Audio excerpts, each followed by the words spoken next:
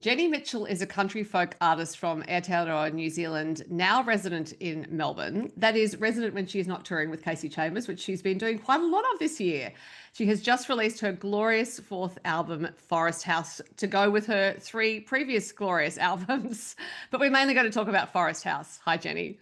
Hello, thanks for having me. It's great to see you and to talk about this album, which I've always thought you're a bit of a spell weaver with your albums, and your voice and your lyrics is just this. So I'm in the spell of Forest House, and I believe it was recorded in an actual forest house. So how did you find this place?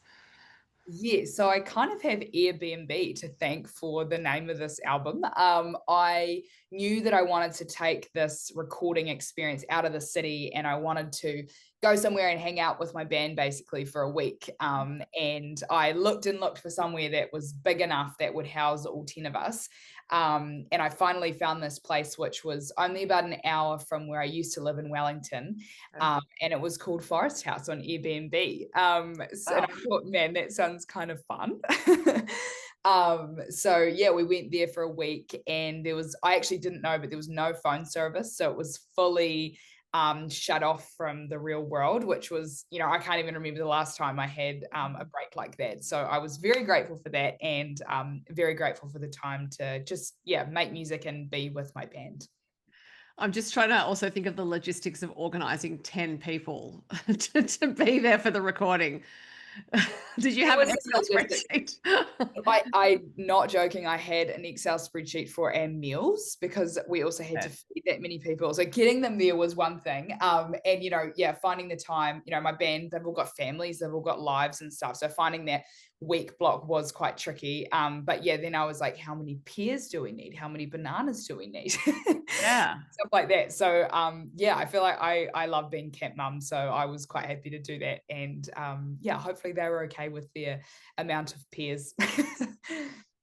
But I'm also thinking, you're the artist, right? You're at the center of all this activity, and yet you're also doing all this other work. And I know that if you're a self-managed artist, you have to do all your own admin. It just seems like someone should have been getting you pears and bananas.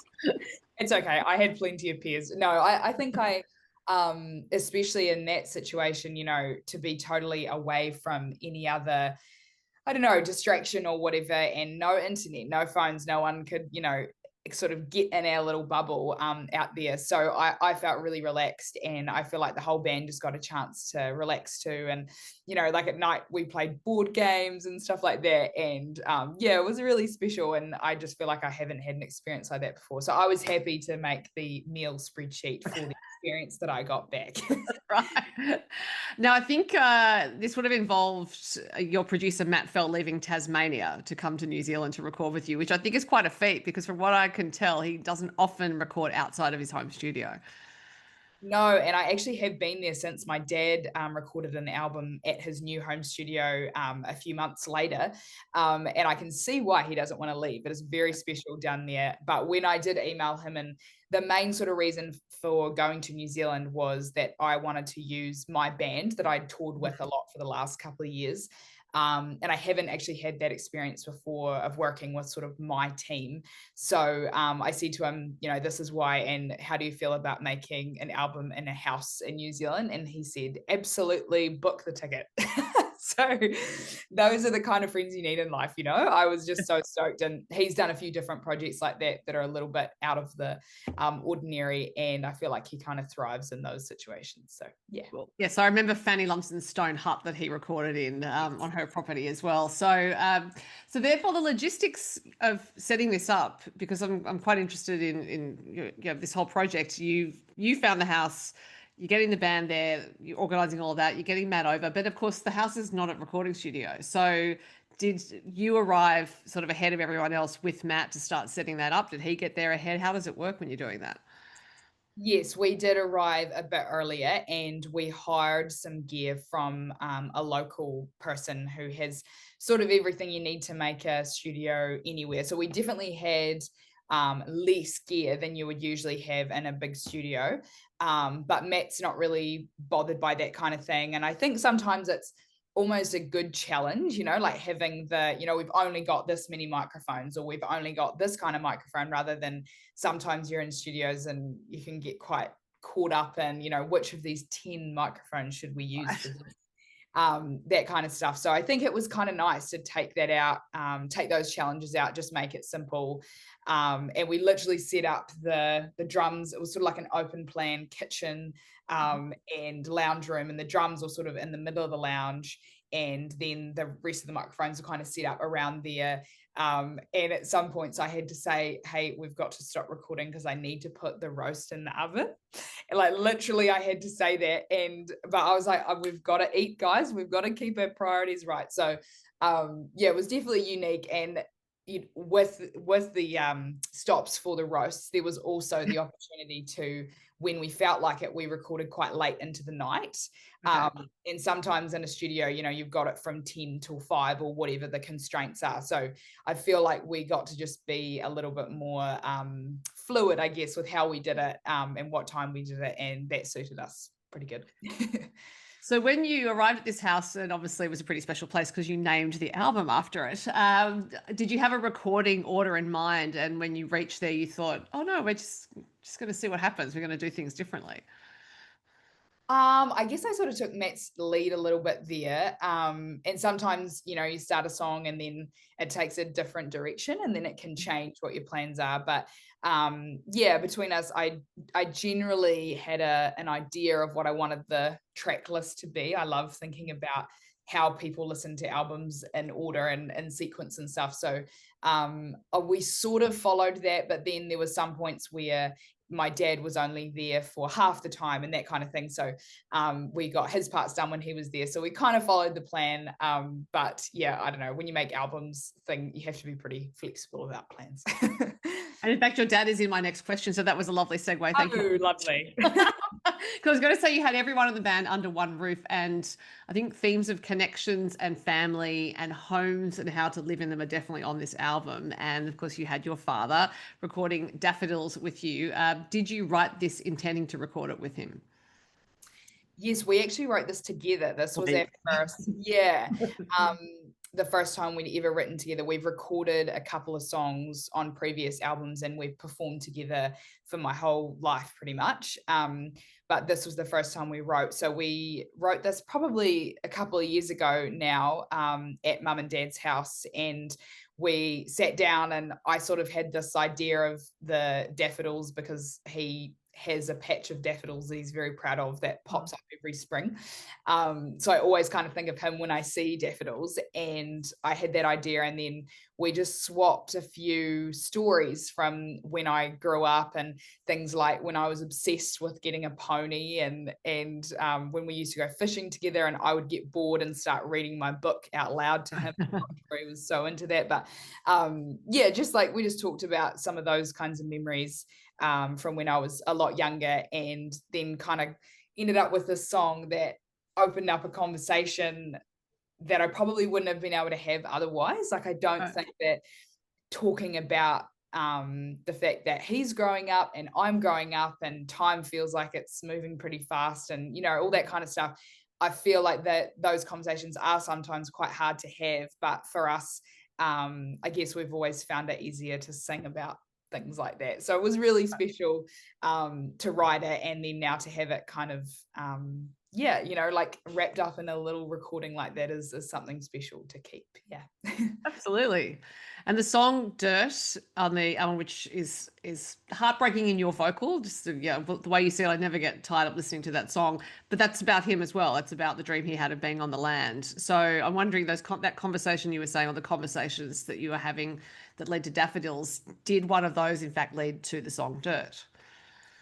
Yeah, I guess I wrote Dirt trying to write it from a farmer's perspective, and I actually did a tour a couple of years ago in New Zealand that was raising money for Forest and Bird. That is the biggest conservation organisation in New Zealand.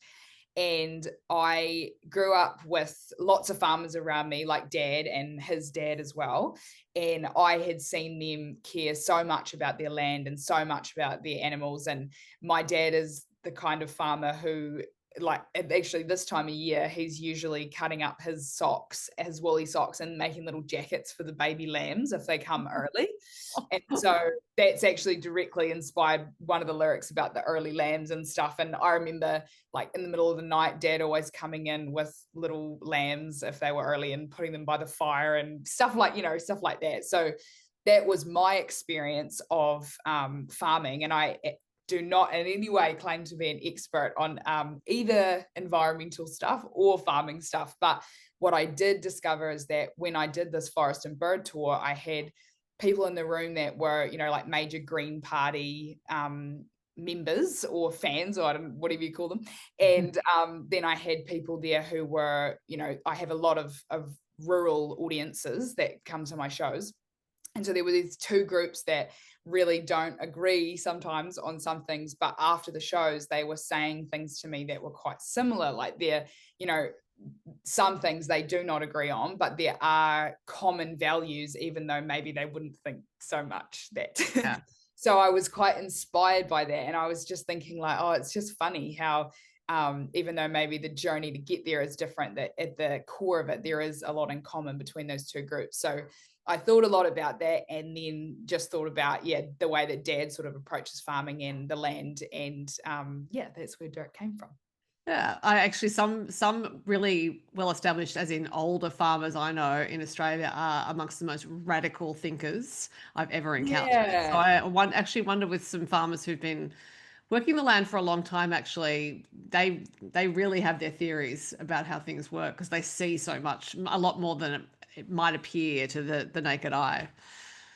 Yes, yeah, and I have played that song for a few farmers, and I think hopefully, I guess my hope was that it sort of shows an opinion that maybe they feel doesn't get heard that much. And it's been really special to kind of share that with them. And the family affair does not end there. Your sisters Nicola and Megan, who perform as the Mitchell twins, also appear on the song Sister. But I'm interested to see that you wrote it with only one of them. How did the other one feel about that? Yes, that was sort of just happened by accident. That is not in any way because we didn't want to write it with Megan. But Nicola and I lived in the same city for the last few years in New Zealand. And so I had this idea, and she literally just came over for dinner one night, and then I said, oh, like, should we try this? And we always knew that Megan would sing a verse and Megan would be part of it. But yes, no, that was just a two-sister co-write, but I don't know, she was there in spirit or something. So because they have, they're younger than you, they started performing pretty young. Like, they were performing with you, then they formed the Mitchell twins, I think still quite young. So is it fair to say that they've been inspired by you, or would they never claim that? Are they the sort of sisters who'll be like, no, we don't look up to you? No, I think they would. I mean, I look up to them as well. I think what their harmony abilities are, I will never be able to do what they do. And I love their writing, and I think they are super unique as an act. So no, I don't think we're too scared to say that we do quite like each other's music. But we grew up singing in our community with Dad, and that was just part of what we did as a family. Right. And then we started touring together a little bit more, and now whenever I tour in New Zealand, they're always there with the band. They're very much part of the band.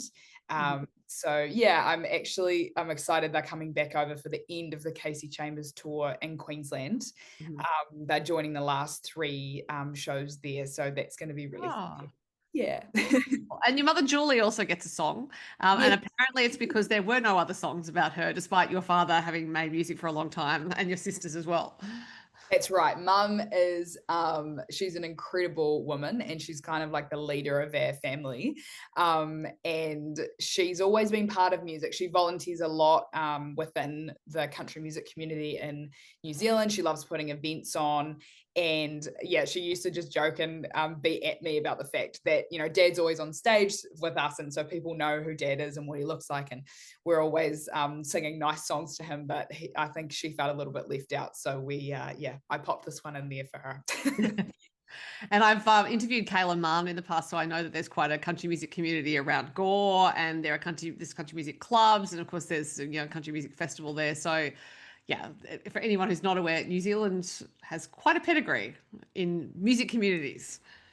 Yeah, I mean, it's the Australian country music community is kind of feels similar to me. When I go to Tamworth. It is a similar kind of feeling to the festival in Gore is called Tussock Country, and it actually just finished this weekend. So it's the middle of winter and it's 10 days, but it's sort of our version of Tamworth in New Zealand. And I feel like there is a lot in common. If you like Tamworth, you probably, well, if you like Tamworth and you like wearing winter clothing, you might like Tussock Country.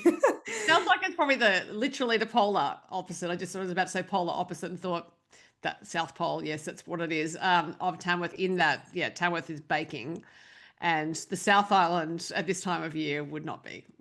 No, but the music is similar in lots of ways, and I guess it's the more cozy end of the festival spectrum, which kind of suits me. So yeah. So I also found that there are some pushes and pulls on this album. The Curse is about a relationship that endures despite you traveling. Wives Who Wait is about relationships that will be better off over. And Little Less Lonely is about making tentative contact with others. That last one opens the album. So I'm interested in why you decided to lead with Little Less Lonely.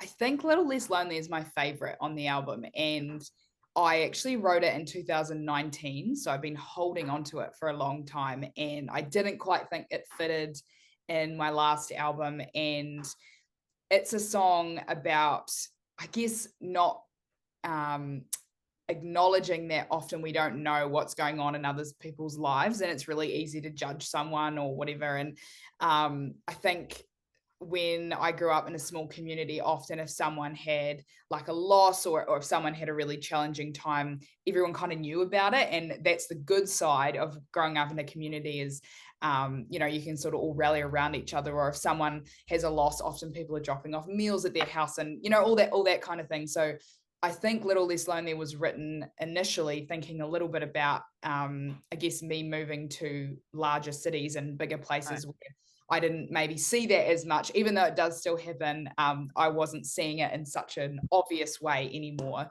And that song has also got my sisters on it, and it's got my dad's vocal right at the end as well. And it also kind of introduces, I think, the sound of Forest House. It's got some mandolin and some horns and all the different kinds of things. So when we recorded that, I love what Matt's done with the production, and I love singing that song. So I just felt like that was definitely the way to kind of open Forest House. Yeah. And the horns turn up on Dirt as well. So given that you're saying this is the band you often work with in New Zealand, does that mean you often play with horns when you're there? The horns are actually James Greening, who has played on Fanny Lumsden's work as well. So he recorded them in the Blue Mountains in Sydney. So he's one of the only tracks that was sort of layered on top after the fact.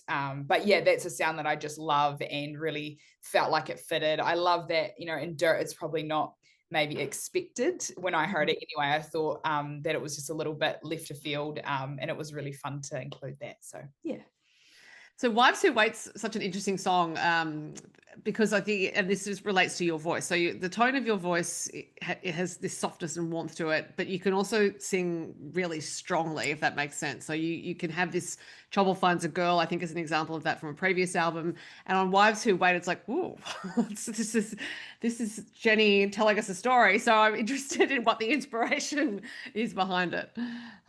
Yes, I was actually asked about Wives Who Wait on radio the other day, and I was really tired and I could not explain. And on air on ABC, I said, it's not really about wives waiting. It's like anti-literal, which is not a word. It's not a thing, but it is now. It is now, yeah, according to ABC. But Wives Who Wait was about me observing a friend that was in a relationship that she did get out of. And I guess it's also wrapped up in that kind of often attached to small town, small community thing of, that sort of idea that if you just stay and wait and be patient, things will get better. And that is the case, for some relationships. But I could sort of see that just wasn't probably going to happen. And I just really hoped that this friend was going to be able to get out and move on and start a better life, I guess. So I feel like a lot of the time people know someone like that, friends that you watch and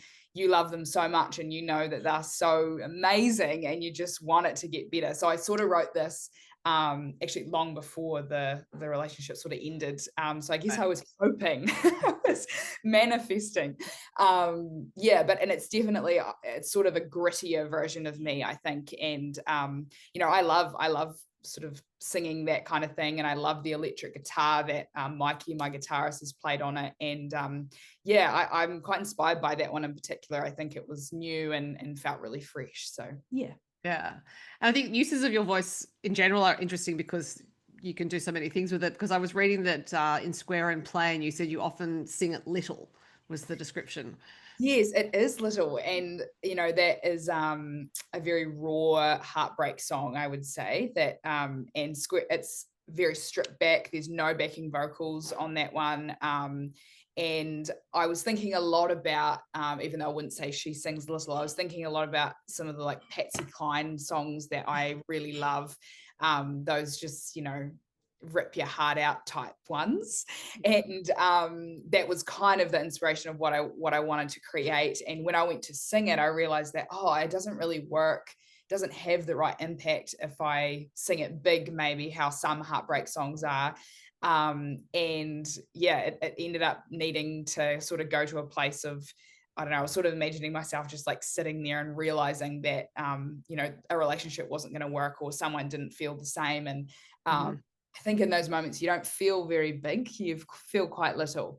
I was almost sort of like whispering into the microphone when I was doing that one. I don't know, to me, I can hear that in there. So I hope other people can too. Well, it has a devastating line in it, which is, I spent the last of my money to fly across the country just to touch you. And I thought there is so much in that line that's like, you have the perspective of writing it now, singing it now, looking back on it. But yeah, there's a lot of story just in that.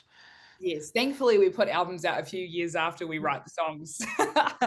So it's all good, And look, the song "The Curse" takes us to a different relationship, different place. And the curse in this case is the curse of, I think, your I don't want to say lifestyle, because that makes it sound like you're just sort of flitting around on banana lounges, but the working life you have, which is traveling. Yeah, and I think this is a real, maybe not just a musician's song, a song for anybody who travels for work a lot, but particularly I think for musicians, it just is the way. And I'm really lucky. My partner comes to a lot of gigs and he's really, really part of the team. But he also has his own life and his own job and things like that. So the chorus is at the moment more relevant than ever. I've never been on the road so much. And it's such an interesting feeling. Like, I'm home now for 48 hours before the tour keeps going. And I love getting into my own bed and, like just making toast in my own kitchen and doing all that stuff.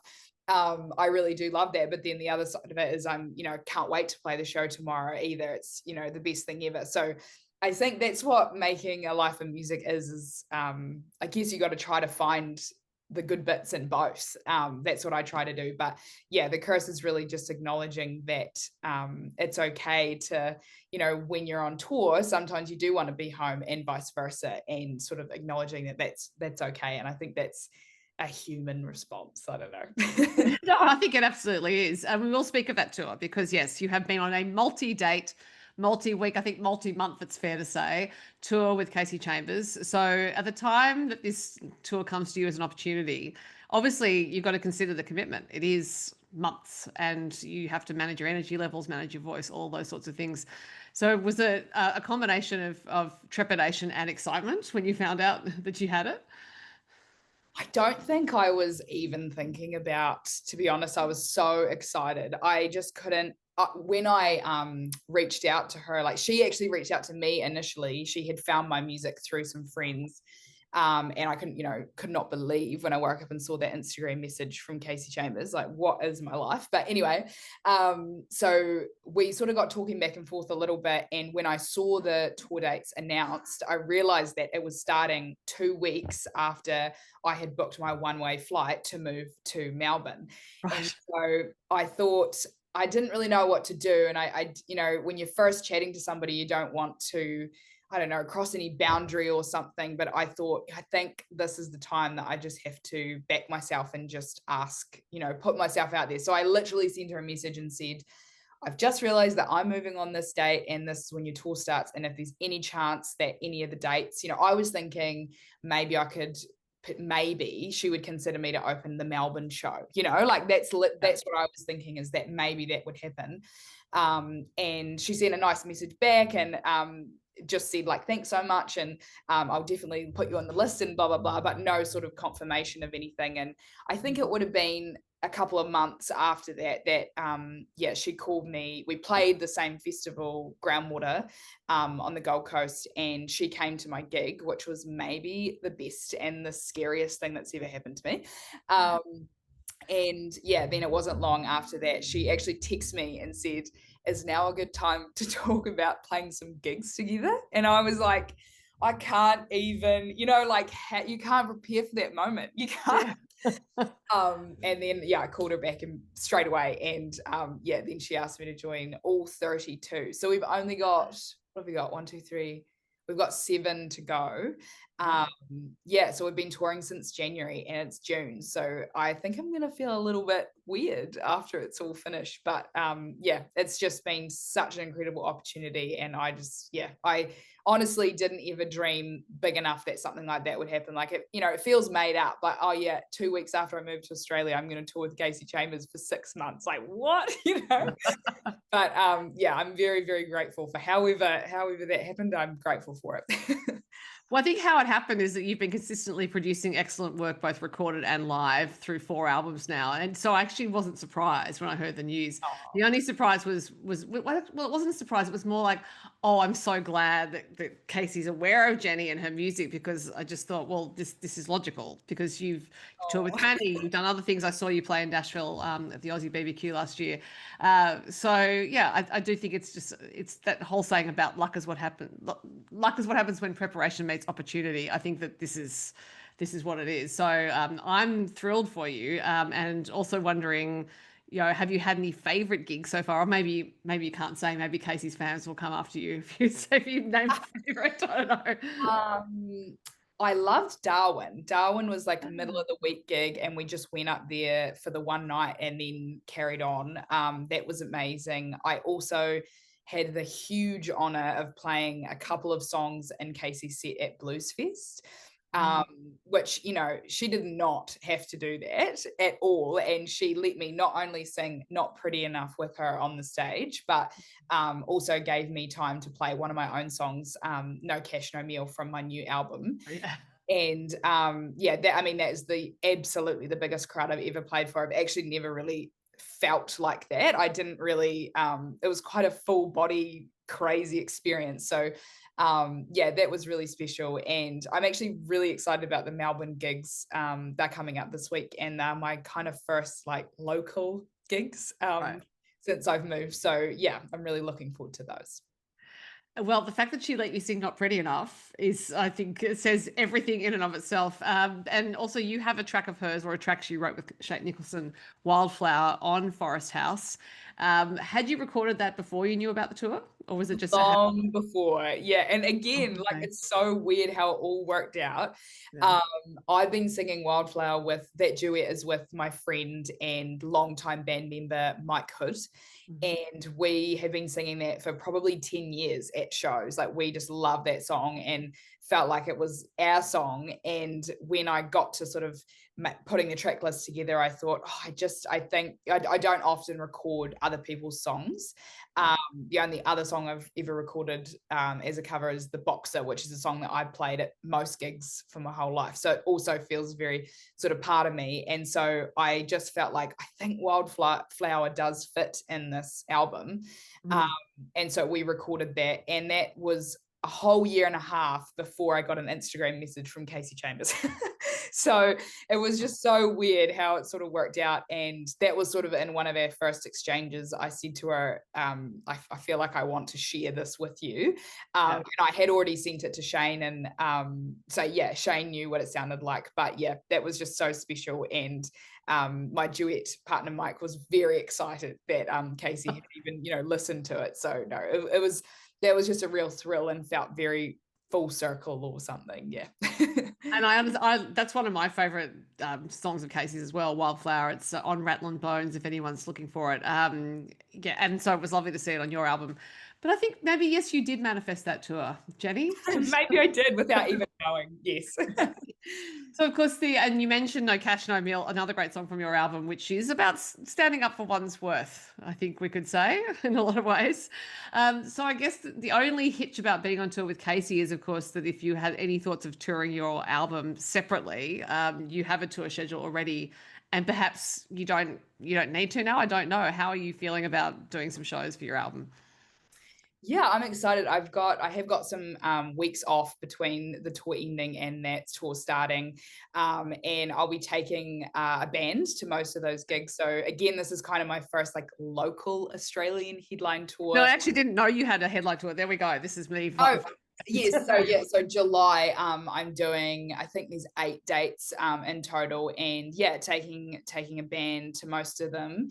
And then I'll be doing a headline tour in New Zealand as well the month after that. So I think, album years are generally big touring years. This is going to be my biggest, that's for sure.